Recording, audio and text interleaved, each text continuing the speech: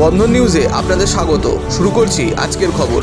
মোথাবাড়ির ঘটনায় গ্রেফতার মোফাক্কেরুল। মালদার মোথাবাড়িতে জুডিশিয়াল অফিসারদের আটকে রাখা ও জাতীয় সড়ক অবরোধ করার ঘটনার মূল চক্রী হিসেবে গ্রেফতার করা হয়েছে মোফাক্কেরুল ইসলামকে। বুধবার রাতে ঘটনার পরিচালনা দেওয়ার জন্য শুক্রবার সকালে বাগডোগরা এয়ারপোর্ট থেকে তাকে গ্রেফতার করা হয়েছে। মোফাক্কেরুলকে গ্রেফতারের পর এডিজি কে জয়রামন বলেন, আমরা মনে করছি মালদার বিভিন্ন হিংসাত্মক ঘটনায় এই ব্যক্তির অন্যতম ষড়যন্ত্রকারী। সিআইডি বাগডোগরা এয়ারপোর্ট থেকে শিলিগুড়ি পুলিশের সহযোগিতায় তাকে গ্রেফতার করেছে। আর যে কোনো এই যে কে বিডি অফিস ডেকে গেছে, কে পঞ্চায়েত ডেকে গেছে, শোনো, আন্দোলনের একটা সিস্টেম আছে, এনামু সব জায়গায় চলবে না। আন্দোলন আমরা কোন আন্দোলন সিস্টেমেটিক ওয়েতে হবে, গণতান্ত্রিক পদ্ধতিতে হবে। আজকে আপনাদের হয়ে আমি এসছি, যদি দেখি যে আপনারাও এনামু করছেন আমিও হেঁটে চলে যাব। অতএব আপনারা এখন বিপদগ্রস্ত মানুষ। আপনারা এখন কিসে আছেন? বিপদে আছেন। আপনারা কিসে আছেন? এই বিপদে আপনাদেরকে সুন্দর সুষ্ঠুভাবে গণতান্ত্রিক পদ্ধতিতে আন্দোলন চালিয়ে যেতে হবে। যদি কোনো এরা বাছুর এসে মাতব্বরি করা হয়, এনাকে বাড়িতে ছুটিয়ে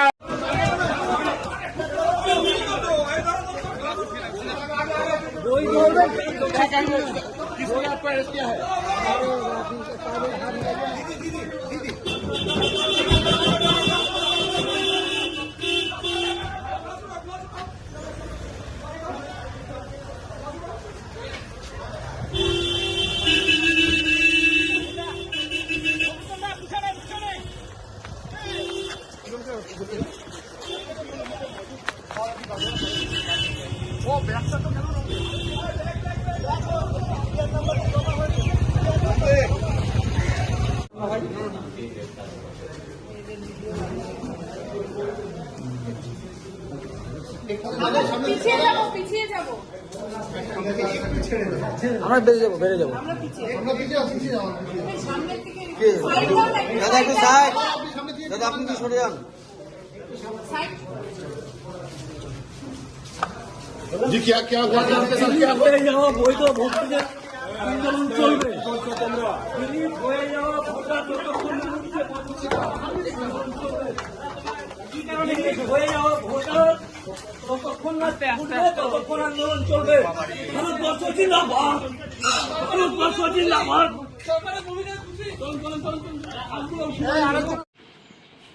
আমাদের কাছে যা খবর যে রাজ্য পুলিশের সিআইডি শাখা সে মোফাক্কেরুলকে অ্যারেস্ট করেছে যখন সে নাকি নেপালে পালাচ্ছে। এ মূল উস্কানিদাতা। সেদিন এ গাড়ির বয়নটের উপরে দাঁড়িয়ে ভাষণ দিয়েছিল এবং প্রচুর মানুষকে উস্কেছিল এই জুডিশিয়াল ম্যাজিস্ট্রেটদেরকে আটকে রাখার জন্য। মোফাক্কেরুল মূলত ইটাহারের বাসিন্দা এবং সেই ইটাহার থেকেই তৃণমূল কংগ্রেসের বিধায়ক এবং তৃণমূল কংগ্রেসের মাইনরিটি মোর্চার প্রেসিডেন্ট সেই ইটাহারেই বাড়ি। এবং এই জন্য ভালো করে তদন্ত করে দেখা উচিত যে মোফাক্কেরুল আদপে কার হয়ে কাজ করছিল। তৃণমূলের যে সংখ্যালঘু মোর্চার প্রেসিডেন্ট যার বাড়ি ইটাহারে, মোফাক্কেরুলের বাড়িও হচ্ছে ইটাহারে। তো এই ইটাহারের দুই ইটাহারবাসীর মধ্যে কোনো যোগসূত্র ছিল কিনা এবং কোনো প্ল্যানিং ছিল কিনা খতিয়ে দেখা দরকার। কম খরচে বিশ্বমানের আধুনিক চিকিৎসার হুগলির মিডল্যান্ড নার্সিংহোমে বাংলার বিশিষ্ট চিকিৎসকরা এই নার্সিংহোমে রোগীদের চিকিৎসা করেন। জটিল রোগের চিকিৎসার জন্য রোগীদের আর দক্ষিণ ভারত যাওয়ার দরকার নেই। হুগলির মিডল্যান্ড নার্সিংহোমে পাওয়া যাবে বিশ্বমানের আধুনিক চিকিৎসা পরিষেবা। এখানে প্রসূতি মা ও সদ্যজাত শিশুদের বিশ্বমানের আধুনিক চিকিৎসা পদ্ধতিতে চিকিৎসা করে থাকেন গাইনো ও শিশু চিকিৎসকরা।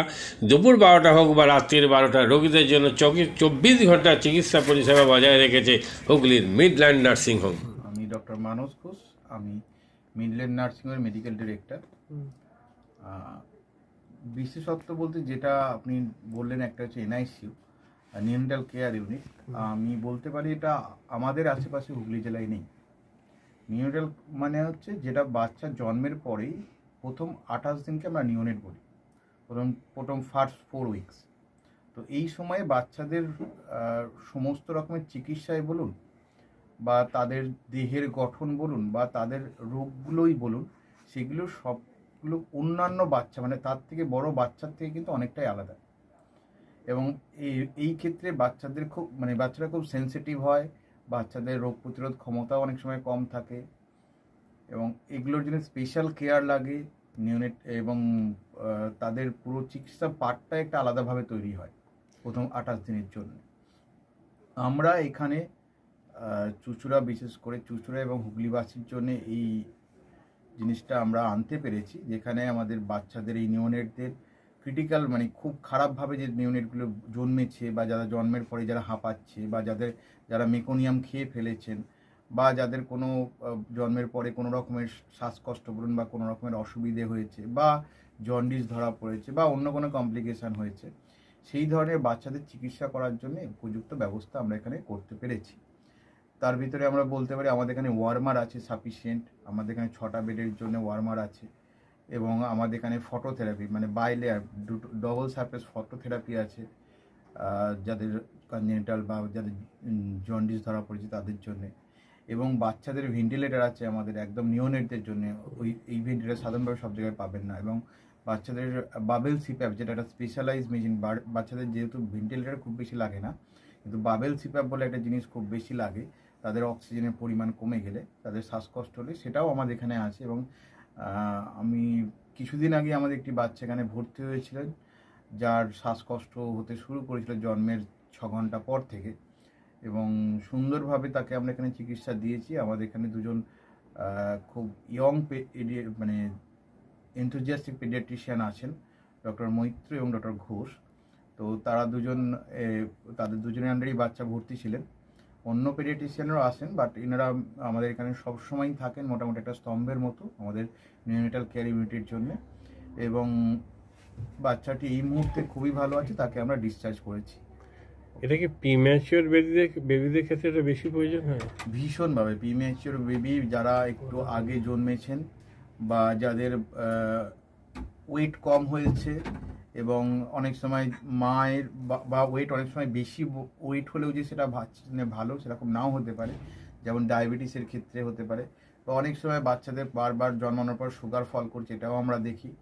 অনেকগুলো কারণেই যেগুলো জন্মের পরেই যে সমস্ত সমস্যাগুলো হয়, সেগুলোর জন্য এরকম স্পেশালাইজ ইউনিট দরকার হয়, নিউনেটাল কেয়ার ইউনিট, এবং সেটা আমরা এখানে করতে পেরেছি। প্রথম কথা হচ্ছে জীবনের দাম সব থেকে বেশি, ঠিক আছে, এবং যে মা 10 মাস তার বাচ্চাটাকে গর্ভে ধারণ করেছেন, তার জন্যে সারা পৃথিবীর সব থেকে মূল্যবান জিনিস বা সেই বাবাটির জন্য কিন্তু সেই শিশুটি। রিগার্ডিং কস্ট যদি বলেন, আমরা এমনিতে একটা মফস্বল এলাকাতে থাকি, এবং আমাদের পুরো নার্সিংহোমটাই মফস্বল এলাকাতে। আমরা সেটার কথা মাথায় রেখে আমাদের যে সমস্ত কস্টগুলো রেখেছি, এবং এই যেটা বললাম কয়েকদিন আগেই আমাদের একটি বাচ্চা যাকে হঠাৎ করে শিফট করতে হয়েছিল নিকুতে, সে চিকিৎসা পেয়ে গেল। তার বাবা মা দুজনেই খুব স্যাটিসফাইড। আমাদের যে ফেসবুক আছে, পেজ আছে, সেখানে আপনারা তাদের কথা শুনলে বুঝতে পারবেন। এবং কস্ট যথেষ্ট রিজনেবল, আমি একেবারে কম বেশি এরকম বলবো না, আমি বলবো রিজনেবল। আমাদের মফস্বলের জন্য যেটা হওয়া উচিত সেই রকমই করা আছে।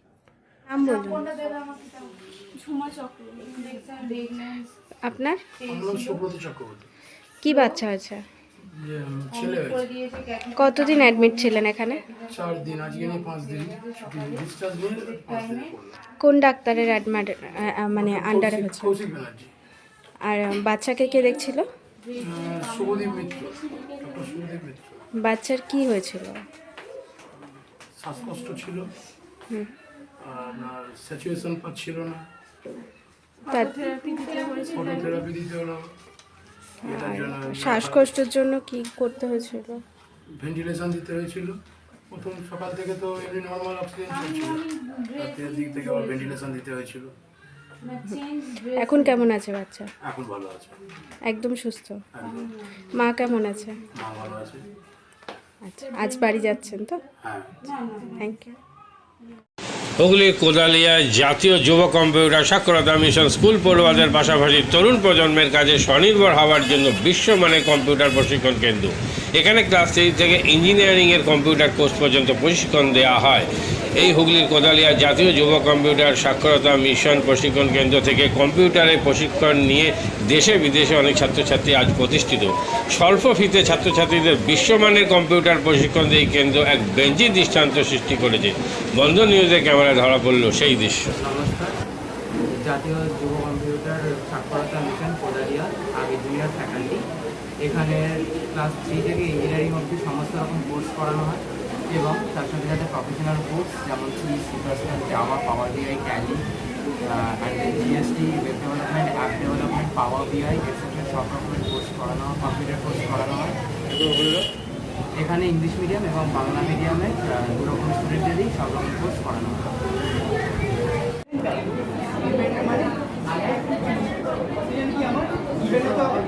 সেকেন্ড কি আমার ট্যালেন্ট রাইট। আমি এখানে কি করলাম, এই পার্টটা বার করছি কাকে, এই পার্টটা the first while loop is for the sum of digits and the second while loop is for the reverse.